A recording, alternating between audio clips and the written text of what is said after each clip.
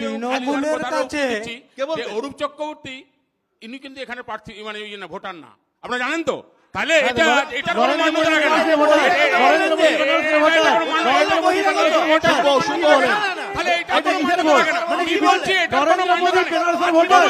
সবাই যদি একসঙ্গে বলেন তো কারো শুনতে পারবো না।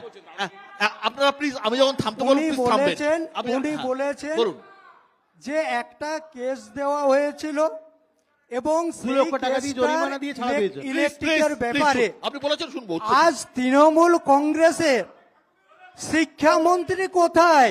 আপনাদের শিক্ষামন্ত্রী আজকে তৃণমূল কংগ্রেসের খাদ্যমন্ত্রী কোথায়? তৃণমূল কংগ্রেসের যে সমস্ত মন্ত্রীরা তারা চুরির দায়ে জেলে পরপর লিস্ট হয়ে গেছে।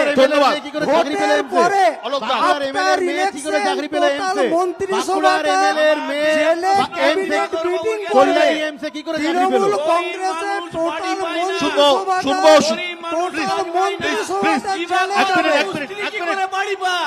দিবাকর তার কাছে আসছি।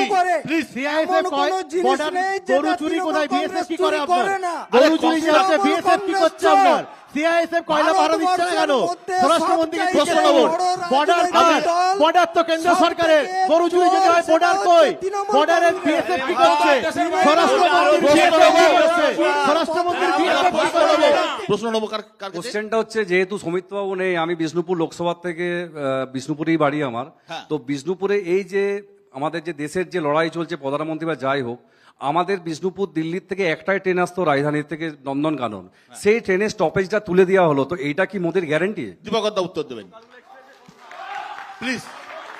দেখুন, গোটা ভারতবর্ষের বুকে যারাই এখন এক্সপ্রেস ট্রেনে করে যাচ্ছেন, আপনারা সবাই দেখছেন ট্রেনের পরিষেবা, সে ট্রেনের জল থেকে খাবার থেকে শুরু করে আপনারা সবাই দেখছেন।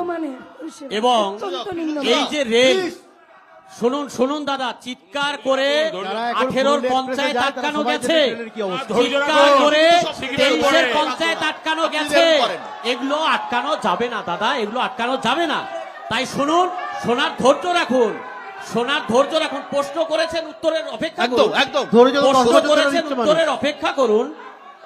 গোটা ভারতবর্ষে রেলকে এগিয়ে নিয়ে যাওয়ার জন্য রেলের লাইন থেকে শুরু করে আপনারা এখন অনেক সময় বলেন তৃণমূল কংগ্রেস মামাটি মানুষ জিন্দাবাদ, কিন্তু আপনাদের দলটা কংগ্রেস থেকে এসেছে, সেই কংগ্রেস রেল থেকে শুরু করে সবকিছু শেষ করে দিয়েছিল।